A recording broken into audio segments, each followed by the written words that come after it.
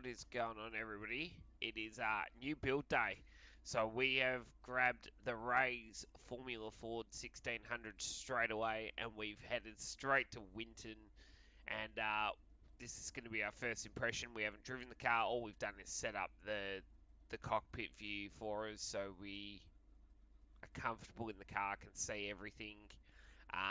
While we were flicking through our black boxes, getting everything adjusted, we also noticed about the new fueling system in iRacing, which is quite interesting. So we'll go through that as well in this video and just get a bit of an understanding of what the procedure is for that going forward.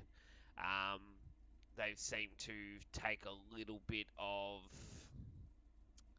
the difficulty out of that as well. So just trying to get your fuel levels right and stuff like that. So what we'll do is we'll go out and track. We'll get an understanding of how the car drives. I may spin this thing out because I don't know how it's going to handle. And then once we've done that, we'll roll back in the pit lane and we'll talk about the auto fuel and a few other little features that we can see.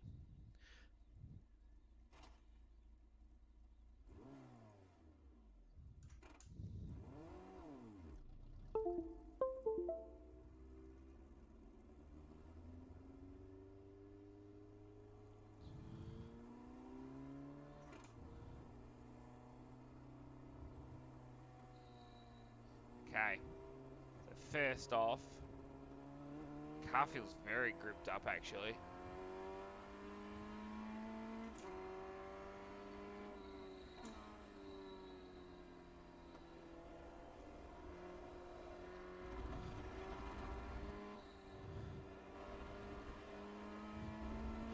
Oh, this is a great little race car. This is awesome. The car, it's got a lot of front bite straight off the back. The rear's a little bit taily. That's quite good.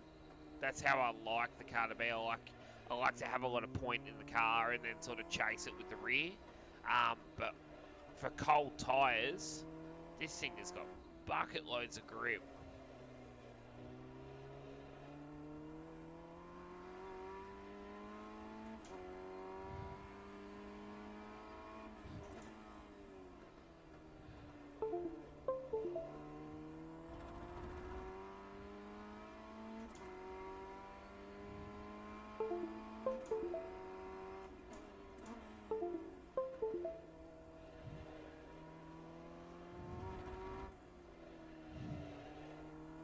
Yeah. Okay. That's pretty awesome. So yeah, so the car, straight off the bat, you've got loads of grip. There's like the car actually probably turns in a little bit better than I thought it was. Okay, there you go. So there's the slide. Okay, so cold tyres, surprisingly, the car is really hooked up.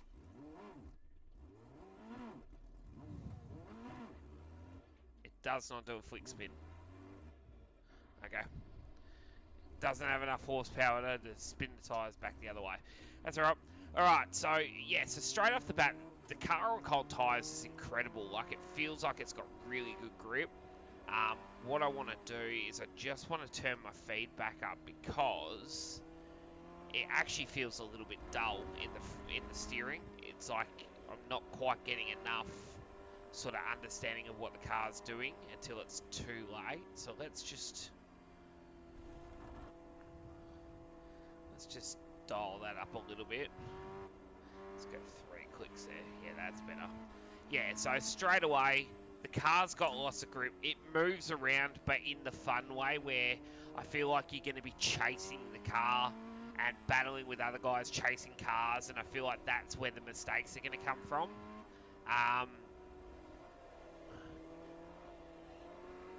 The turn on the car is really good. The braking's pretty impressive, actually. I thought the braking was going to be a little bit not quite as polished and harder to get the car to actually pull up. And it's not, it's slow, but I wouldn't say it's slow. Like, I would say it's probably quicker than, it feels quicker than the Skip Barber. I don't think it is, because obviously the Skippy's got wings and slicks, but it feels like it's got a little bit more than what the Skip Barber does. Definitely faster than the V. It probably drives a little bit closer to the V, I would say. Just more power. A lot more power than the V, obviously. Okay. Pushing a little bit hard there. That's all right.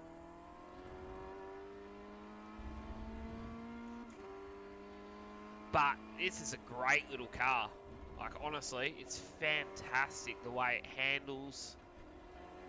I feel like the racing, like, I mean, obviously Formula Ford is pretty big in Australia. It has been for, oh, it's not as big as it used to be, but it used to be massive in the 90s, mid 2000s. So I'm pretty excited to see what sort of response this gets with people. But I think there'll be a couple of great little racing leagues come out of this one because, yeah, this car is it's actually a lot of fun to drive. I picked this car first because I was actually really excited for the Renault Clio Cup car, so I wanted to get the Formula Ford out of the way because I got a feeling I was going to get stuck in the Renault for a while because I'm actually excited to take that for a drive. But after driving this, I don't know, this car's pretty mega.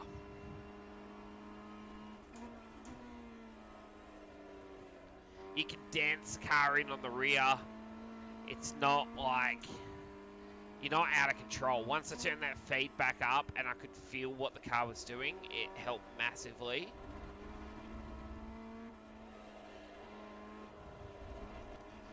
And it's got a little bit of push. You can't pick up the throttle too early. But yeah, this is a great little car.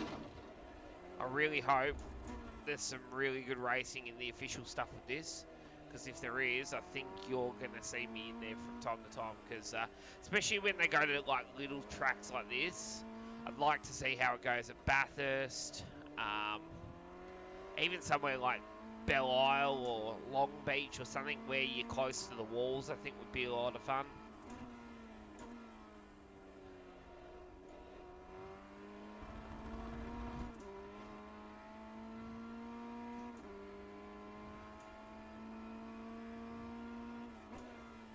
Let's attack a pit entry.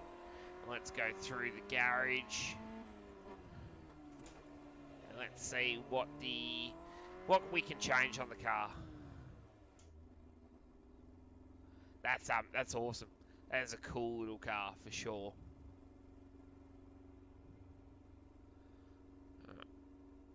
And Winton was a fantastic place to try that out. So initial thoughts: the car turns really aggressively, actually, probably more than I was expecting it to. Braking wise and yeah, braking and acceleration, the car is incredible. It's got grip. There was no cold tire phase to it. Um, yeah, it just sort of, I don't know, it just felt nice to drive, straight out the box. So that's pretty exciting. So what we're going to do is we'll go check out the garage and see what we can actually adjust. So obviously tires is on the first page. Okay, so actually quite a few adjustments more than I thought there'd be. So push rod offset, ARBs, dampener compression and rebound stiffness, brake bias. You can adjust your display dash and your color of your dash, spring rates, camber, toe, offset, ARB, fuel tank, gear stack. Okay, so you can even adjust the gears in it. Okay, so wow, so you can run one of 4 different gear stacks, so that's pretty cool. There's actually quite a bit of adjustability there. So camber, toe in. Okay, yeah. So there's quite a lot you can do there to actually tweak the car. So I can understand why the car is running the way it's running at the moment. It's got quite a soft front end, quite a bit of camber, quite a lot of toe, so that's probably why it's so aggressive on the turn in.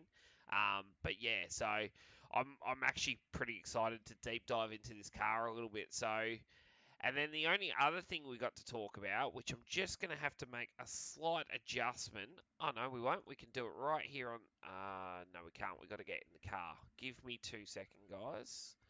We will jump in the car. I'll Alt-K my black box to in front so everybody can see it. And then let's go to the fueling system. So they've completely overhauled the fueling system by the looks of it going forward with iRacing. So now you can actually have a auto fuel setup so that it will, in a race, if you're in a practice, it will pre-work out what you need in the fuel to get home. And then if you click auto fuel and select how much of a margin you would like, which I can't do any of that because I'm not in a race server at the moment, it will actually calculate your fuel for you so you don't have to adjust it anymore. So we don't know how accurate it's going to be or if it determines that you're going to need X amount of laps to get a fuel calculation first. Um, I'm still going to stick with the old school way. I think it'll be a lot easier, especially if you're doing the practice building up to an event, and especially with the amount of endurance racing I do. 9 times out of 10, we just fill the car. You know what I mean? It's only in those last 2 to 3 hours you might slightly play with the strategy to mix it up a little bit to try and give yourself an advantage on track position or something like that. So I think the fueling system's a great idea, especially for new people coming through the service. That their whole focus is like there's a lot of fast guys that can compartmentalize racing now, and they can spend 50% of their brain capacity actually focusing on the driving, and then that other 50% is working out where they are, pit stop ideas, all that sort of stuff. So this is just making it slightly easier for the newer guys coming through to then just focus on their actually driving instead of panicking about strategy and, oh, do I take tyres and do I do this and do I do that? You know what I mean? So it's just gonna assist some people, definitely. So I think it's a great idea that iRacing's brought it out. I wasn't ecstatic about it when I saw it to start with, but I can understand why they've brought it out. But I feel like there needs to be some sort of limit to it. Otherwise, everybody's strategy is always going to be the same. So I don't want to see it becoming where it's literally just sprint racing and everybody just does whatever the system tells them to do, and there's never any sort of flexibility or anything like that. But it looks like they've kept the old system in there for the guys that wanted to maybe underfuel the car slightly, or play different ballpark strategies to try and get themselves in a better position. So I think it's a great idea what they've done. So other than that, guys, that will be it for our Formula Ford at Winton with the fueling system chat. And I hope you guys enjoyed it. I definitely recommend driving this car. Obviously, it's free as well. You don't have to pay for it. It's part of the base content, so it's definitely worth a drive. Have a play around, see what you think. Let us know in the comments. Yeah, but I think it's a great little race car. So I think there'll be lots of fun to be had with this on a Friday night. And yeah, I think it's definitely a good time to be had. So thanks again for tuning in, guys. We hope you enjoyed it, and we'll see you next time.